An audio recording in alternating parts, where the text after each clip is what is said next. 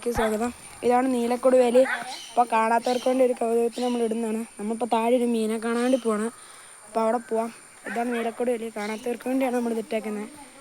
അപ്പോൾ നമുക്ക് മീനെ കാണാൻ വേണ്ടി പോവാം. ഇച്ചിരി താഴെയാണ്, നമ്മൾ പോസ് ചെയ്തിട്ടാണ് താഴോട്ട് പോകുന്നത്. അപ്പോൾ പോസ് ചെയ്ത് താഴെ എത്തുമ്പോൾ നമുക്ക് കാണിച്ചു തരാം. അപ്പോൾ ഗൈസ്, ഇത് ഞാൻ പറഞ്ഞ കുളമല്ല, ഇത് വേറെ കുളമാണ്. അപ്പോൾ ഇതിനകത്ത് കുറച്ച് ഗപ്പീനെ ഇട്ടിട്ടുണ്ട്. നിങ്ങൾക്ക് ഞാൻ സൂം ചെയ്ത് കാണിക്കാം. ഉണ്ടോ?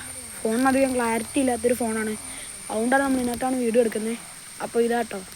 അപ്പോൾ നമുക്ക് അടുത്ത സ്ഥലമാണ്. ഇതിനകത്ത് നമ്മളിപ്പോൾ മീനൊക്കെ ഇട്ടിട്ടുണ്ട്. നമ്മൾ വേറൊരു വീഡിയോയും കൂടെ ഇടുന്നുണ്ട്. അപ്പോൾ അതും വേറൊരു കുളമാണ്. അപ്പോൾ നമുക്ക് താഴെയുള്ള കുളം കൂടെ കാണാം. അപ്പോൾ ഇവിടെയായിട്ടൊരു തോടുണ്ട്. അപ്പോൾ ഗൗരി ആയതുകൊണ്ട് നമുക്ക് ഒച്ചുണ്ടാക്കി കഴിഞ്ഞാൽ താന്നു പോകും. അപ്പോൾ നമുക്ക് കാണാതെ ആ കുളത്തിലാണ്. അപ്പോൾ ഗൈസ്, ഇതാണ് ഞാൻ പറഞ്ഞ കുളം.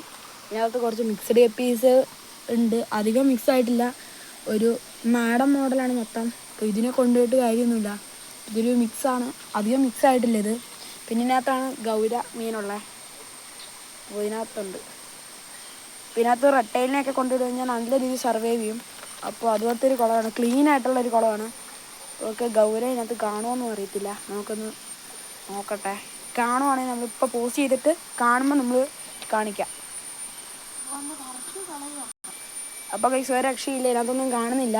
ഇപ്പോൾ ഗൗരയുടെ കുഞ്ഞുങ്ങളും ഉണ്ട്. ഇപ്പോൾ മിക്സഡ് പീസിനെ അധികം കാണാം.